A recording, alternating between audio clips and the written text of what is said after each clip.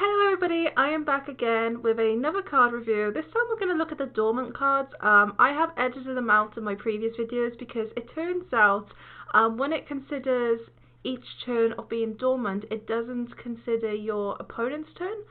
So when it's dormant, it means only on your turn. So when you play a dormant card, it would not activate next turn, it would actually activate the turn afterwards. So I'm going to take all of those dormant cards and I'm just going to rate them all in this video. So yeah, my opinions of them are going to be slightly different because obviously they take a little bit longer to activate. But again, I'm going to be rating this 1 out of 5 stars, 1 star being meh, and then 5 stars being brilliant. Anyway, let's get to it. Okay, so the first card that we are looking at is this card. So it's a 1 mana common.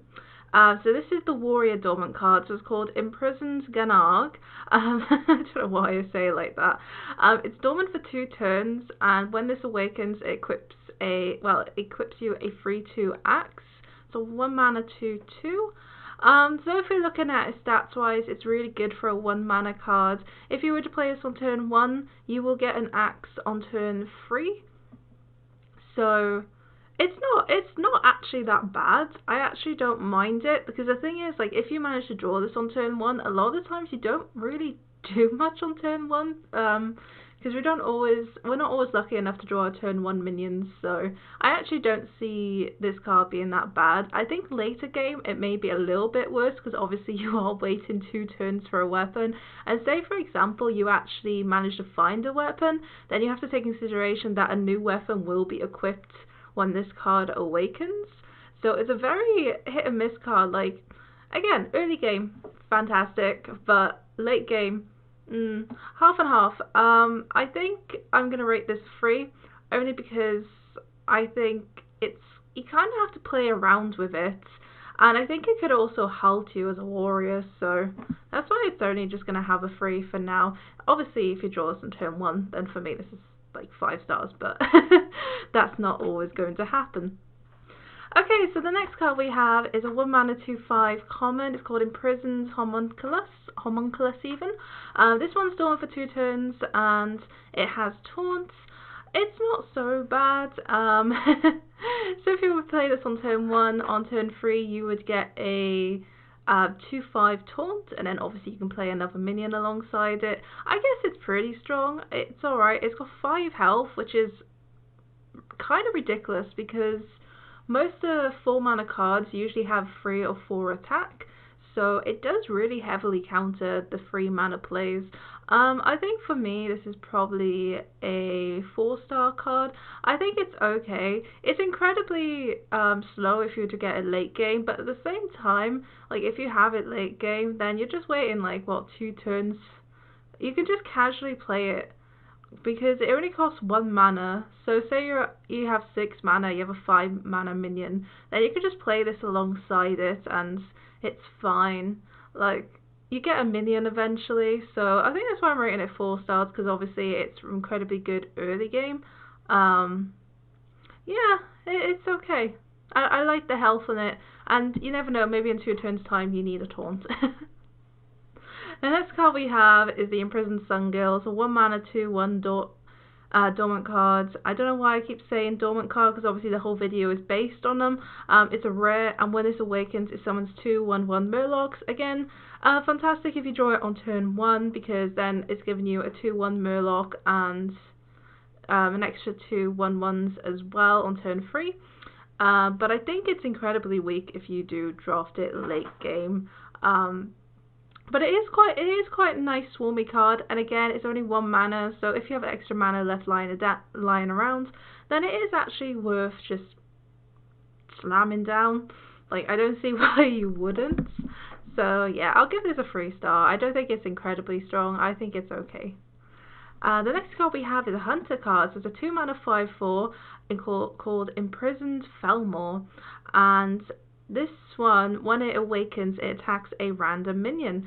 Well, not a random minion, a random enemy. So it includes the opponent's face as well as the minions. It's got 5/4 stats. When this awakens, it's going to be on turn 4. So if your opponent has like a Yeti and this manages to attack it, then obviously it clears that, which is really, really nice.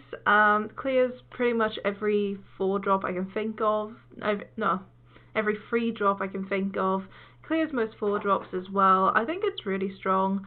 Obviously you can't choose which minion it attacks, but I think it's actually pretty solid. The only thing is I don't like playing a card on turn 2 as Hunter and it's basically essentially doing nothing.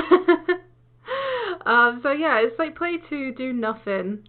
So unless you have like a really bad hand, then it's just not something I really like to play as Hunter, because obviously you want to get that early board as early as you can, and you just want those cards there. But at the same time, this card is not actually that bad to play later on either, because it is a 5/4, and it does clear something randomly, so it isn't absolutely atrocious. I think for this one we will just give it 4 stars, because it can end up clearing something we may want to look at getting rid of later, so it's okay. The next card we have, I've decided to also add the other cards as well that are classified as dormant, so we can go through the other cards a little bit better later on. So we got a 4-mana legendary called Microfarad. It's a 4-mana 12/12, and its battle cry is summon 3 1/1 enemy warders. When they die, destroy all minions and awaken this minion. Okay, Microfarad will destroy minions and awaken after 3 wardens would die. Right. I'm a bit confused. So when you play it, it summons 3 1/3s for your opponents, and then when they die, all minions on the board will die, and then this will awaken, I think. It seems kind of powerful. I don't know if I'm understanding this card correctly. If I am, I think it would be like a 5-star card, because honestly, if you can pull this off early game, if you have an incredible board, then obviously this would be really cool. But yeah, I think it's pretty solid. The fact that you can activate it early is quite nice as well. The next card we have is a common. It's a 2-mana 3/5 called Imprisoned Fiend, and it has Rush, which is quite nice. So you play this on turn 2, and when you hit 4 mana, then you have a 3/5 Rush. So that means you can clear minions a little bit easier. The only thing, again, it's dormant, so when you play this on turn 2, you don't have a body there. You're not really doing anything. That's the sacrifice for the dormant cards, and that's what I really can't get around, because if it did take into consideration your opponent's turn, then obviously these are all fantastic. But because it's all considered on your turn, it's just I don't know. I think I like the stats though. I like the rush mechanic as well. Your opponent can play around it. It doesn't clear most 4-drops, especially if it's like a Yeti or a 3/5. It mainly clears like all the little 3-drops, but obviously it's not too bad. I think I'll give this a 3. I'm just really half and half for the fact that you just can't mess around with the dormant cards right away. The next card we have is a 4-mana 4/3 legendary. So this will be interesting to get in Arena. So it's called Mage Shadow Song. The battle cry is choose a minion. It goes dormant for 2 turns. Now this is such a crazy card, because it's not like you're destroying the minion. It's not like you're doing anything with it. Like, you are just making it dormant for 2 turns. And to be honest, personally, I think that is so strong, because it gives you the opportunity to build up a board, and your opponent can't really do anything about it. Like, once the minion's dormant, it's literally just there. It also takes up an extra space on the board as well. So I think this is actually incredibly strong. It helps you catch up. I don't like the stats on the card though, because it's a 4-mana 4/3, but obviously the reason it's under stat is because the battle cry is incredibly strong.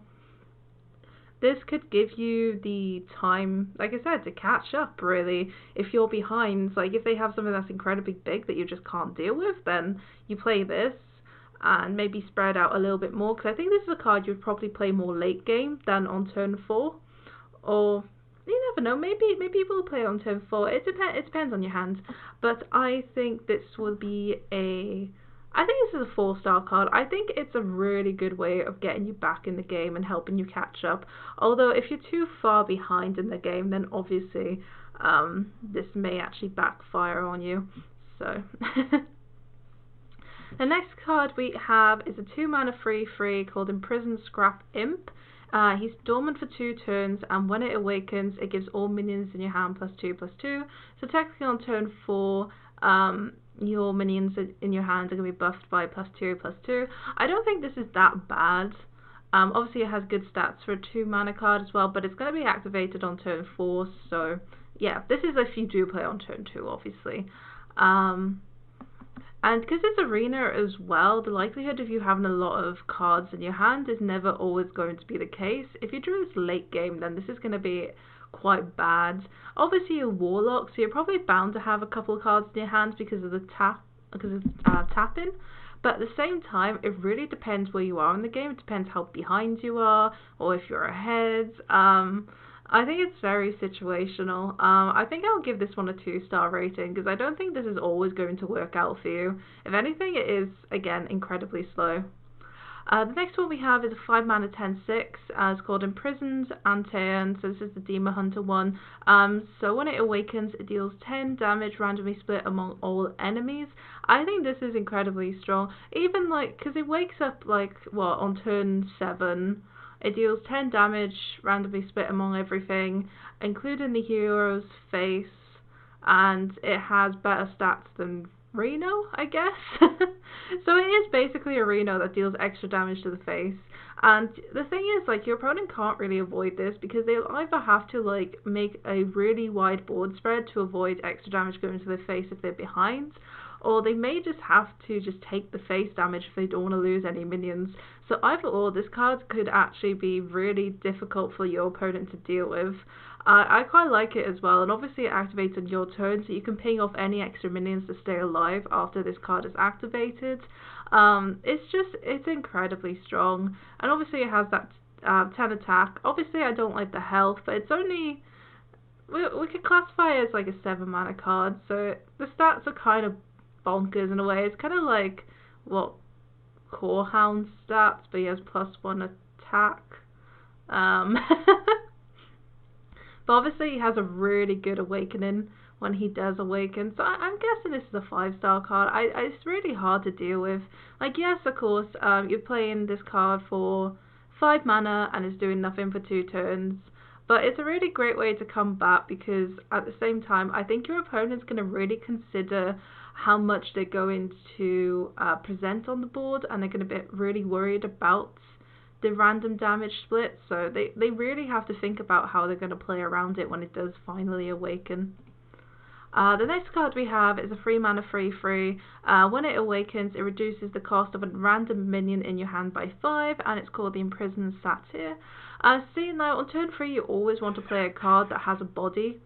If you're playing a card that won't do anything for your next turn, then it's not going to be the greatest. It's a fleet for 2 turns, and when it does awaken, it's really bad. Like, I don't like the mana. I don't like its stats for its mana, because as you notice, all the other ones are kind of like overstatted to make up for the fact that they're dormant for 2 turns, and also reduces a random minion in your hand for 5. Imagine if you have like I don't know, bluegill in your hands. How crap would that be? I just really don't like it. I think it's so slow and it's so bad. Yes, of course, maybe one time you will manage to hit that Deathwing or like Strata, which would be fantastic. But obviously that's not always going to happen, and it's just incredibly weak. I'm going to give it 1 star because I don't like how slow it is. And the last card we have is the Mage one, so it's a 3 mana 4/5 called Imprisoned Observer. It's a rare, and when it awakens it deals 2 damage to all enemy minions. I quite like this card because obviously it's AoE and a Yeti packed in one. It doesn't activate obviously until turn 5, but it's like on turn 5 you're gonna have a 4/5 that's dealt 2 damage to everything. And again, with the same with like the Demon Hunter card, your opponent's probably gonna try and play around it, so they're probably not going to present as much as they want to on board, so they're probably not going to spam the board as much as they can, and they may even avoid playing some bigger minions as well, because obviously they want to make sure you don't trade off in a way that's beneficial to yourself. I think it is a really good card. It's just, again, on turn 3 you don't want to play nothing. Turn 3 is like the turning point of any arena game, because that's when you really start presenting yourself on board, and that's where it becomes it's where you start getting into the game. I can't explain it. It's a very opportune turn, and it's just not something I really want to play on turn 3. I guess you could play it a little bit later. I think it's still okay. I don't think it's that incredibly strong though. I don't like my cards being dormant. I don't like the fact you can do nothing about it. So I think for that reason I'm actually going to give it a 3-star rating. It's okay. It's not the greatest. But I understand why people would think this is great, but I think it's very easy to play around with. Meanwhile, the Demon Hunter one, it's kind of harder to play around with because obviously it deals the damage to the face as well. Meanwhile, with this one, if you just didn't play any minions, then obviously it deals nothing to any minions. The only problem is if you did that, then obviously when it's your turn you have a 4/5 and then you can play whatever you want to catch back up. So I guess I understand how it works. It's just at the same time I just don't like it. I think it's just a little bit easier to play around with than the other card, and again, you don't want to play this on turn 3. Anyway, I'm going to leave this card review there, because I think that's all the cards. Oh, Rogue doesn't have a dormant card. That's interesting. But yeah, guys, I'm going to leave it there. Thank you so much for watching. I absolutely appreciate everyone popping by to see my videos. It really does mean a lot to me. I'm going to start and go ahead with the commons, rares, epics, and legendaries now. So please stay tuned, and let's see how they will affect Arena. Bye.